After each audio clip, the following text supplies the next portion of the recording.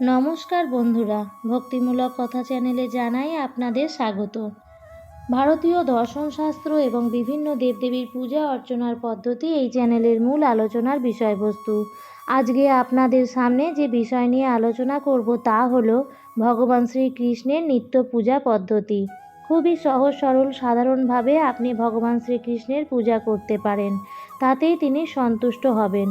প্রত্যেক দিন যদি আপনি এইভাবে গৃহে শ্রীকৃষ্ণের আরাধনা করেন তাহলে গৃহের মধ্যে সর্বদাই সুখ শান্তি বিরাজ করবে। সর্বদাই একটি বিষয় খেয়াল রাখবেন, ভগবান শ্রীকৃষ্ণের পূজা কোনো ব্যয়বহুল জাঁকজমকপূর্ণ আড়ম্বর নয়। তার পূজার প্রধান বিষয় হলো তার প্রতি আপনার সম্পূর্ণ সমর্পণ এবং ভক্তি ও নিষ্ঠা। তাই প্রত্যেক দিন সহজ সরলভাবে ভগবান শ্রীকৃষ্ণের এইভাবে আরাধনা করুন, দেখবেন না চাইতেই আপনি অনেক কিছুই পেয়ে গেছেন। কিভাবে ভগবান শ্রীকৃষ্ণের বা গোপালের পূজা করবেন তা জানতে ভিডিওটি শেষ পর্যন্ত দেখুন। আর যদি ভিডিওটি দেখে আপনার ভালো লেগে থাকে তাহলে ভিডিওটিতে একটি লাইক করবেন এবং পারলে শেয়ার করবেন, এবং চ্যানেলের নিত্য নতুন আপডেট পেতে অবশ্যই চ্যানেলটিকে সাবস্ক্রাইব করে রাখবেন। চলুন এবার জেনে নেওয়া যাক কিভাবে আপনি ভগবান শ্রীকৃষ্ণের অথবা গোপালের নিত্য পূজা করবেন। যদি আপনার বাড়িতে শ্রীকৃষ্ণের মূর্তি না থাকে তাহলে একটি শ্রীকৃষ্ণের মূর্তি নিয়ে প্রতিষ্ঠা করতে পারেন, এবং তার সাথে সাথে একটি গণেশের মূর্তিও প্রতিষ্ঠা করতে হবে। ভগবান শ্রীকৃষ্ণ এবং গণেশের মূর্তিটি আপনি ঠাকুর ঘরের সিংহাসনে প্রতিষ্ঠা করবেন।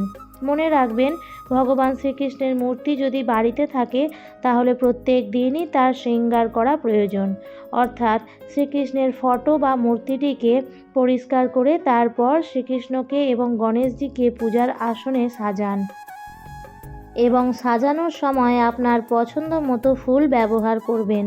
তবে যদি রজনীগন্ধা বা গাঁদা ফুল ব্যবহার করেন তাহলে সেক্ষেত্রে খুবই ভালো। তবে উক্ত ফুল যদি না পাওয়া যায় তাহলে যে কোনো প্রকার ফুল দিয়ে সিংহাসনটিকে সাজাতে পারেন। সর্বদা একটি বিষয় মনে রাখবেন, শ্রীকৃষ্ণকে কখনোই কিন্তু দেবতা বা ঠাকুরের আসনে স্থান দিয়ে তার পূজা করবেন না, কারণ শ্রীকৃষ্ণ তা পছন্দ করেন না। কারণ শ্রীকৃষ্ণকে নিজের সন্তান বা বাড়ির একজন সদস্য হিসেবে পুজো করলে শ্রীকৃষ্ণ সব থেকে বেশি প্রসন্ন হয়। তাই যেমনভাবে আপনি আপনার নিজের সন্তানের যত্ন নেন, বাড়ির সদস্যকে খেয়াল রাখেন, ঠিক তেমনিভাবেই শ্রীকৃষ্ণকেও বাড়ির একজন সদস্য হিসেবে মেনে নিয়ে তার পূজা করবেন। তাই বাড়ির সন্তানেরা যে ফুল ভালোবাসে বা যে ফল মিষ্টি খেতে ভালোবাসেন তাই দিয়ে শ্রীকৃষ্ণের পূজা দেবেন। পূজা সর্বদা স্নান করার পর দেবেন। আর শ্রীকৃষ্ণের পূজায় যে দ্রব্যটি অতি অবশ্যই প্রয়োজন তা হলো তুলসী পাতা।